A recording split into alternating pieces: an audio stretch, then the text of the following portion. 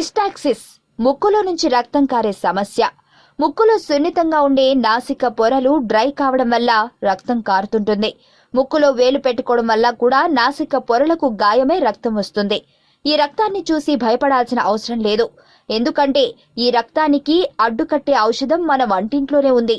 ఉల్లిపాయలు. ఉల్లిపాయకి రక్తాన్ని గడ్డకట్టించే స్వభావం ఉంది.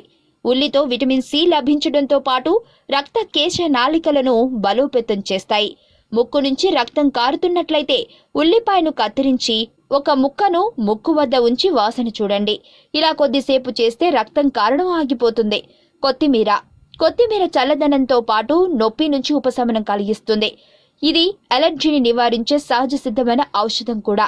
ముక్కు నుంచి రక్తం కారుతున్నట్లయితే 2-3 చుక్కల కొత్తిమీర రసాన్ని ముక్కులో వేయాలి.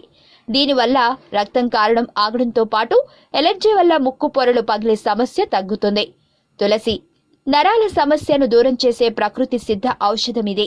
ఒత్తిడికి గురయ్యే నరాలకు ఉపశమనం కలిగించేందుకు తులసి రసం తోడ్పడుతుంది.